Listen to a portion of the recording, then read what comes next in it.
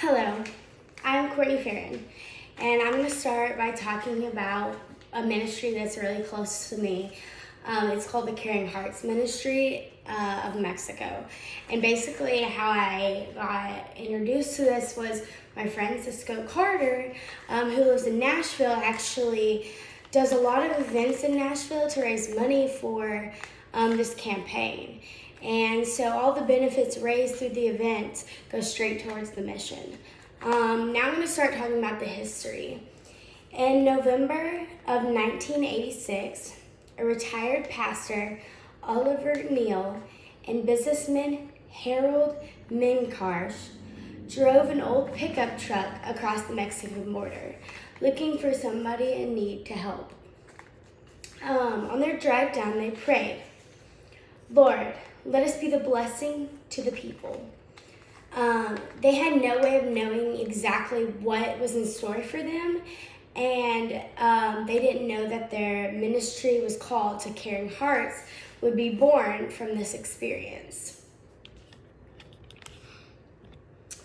So kind of how it started, there was an orphanage that would be built and expanded in a boys' home with a vocational training facility.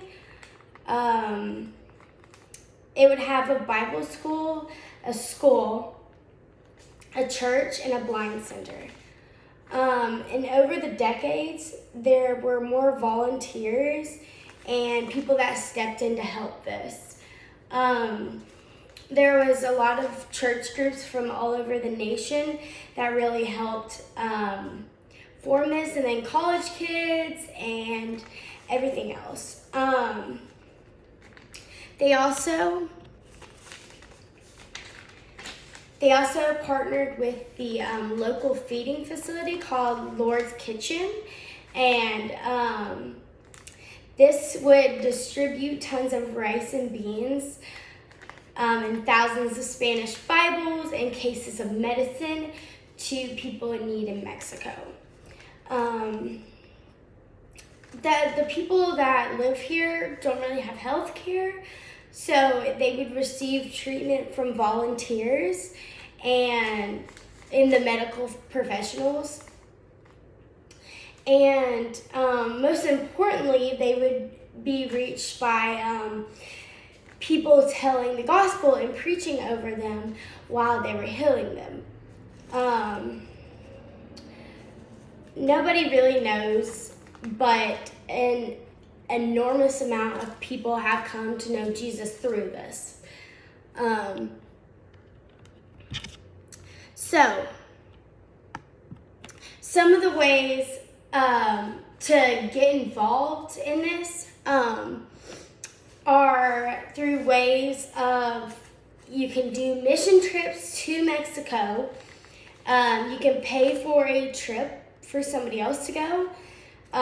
You can sponsor a boy. You can sponsor a family. Or you can shop through their store. And there's other ways that you can go about this. You can contact them and kind of get involved in that way. All right, next I'm going to go talking about their work. So, they started out, like I said, building the Oasis Boys Home. And then after that kind of formed, then they came back and built the Girls Home. And then after all that happened, then they went and partnered with Soup Kitchen to get them food and nutrition that they needed. And then they partnered with New Life Center,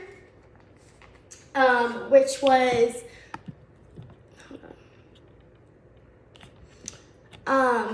New Life Center is a drug and alcohol rehabilitation,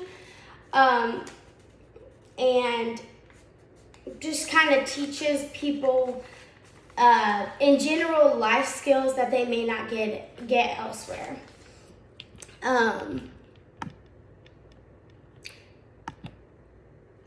One of the other ways that they go about helping people is they one of the ways that you can help is you can sponsor a shut-in family. So I kind of wanted to go and tell like a couple seconds of one of the kids, Alejandro, that I actually came to know, and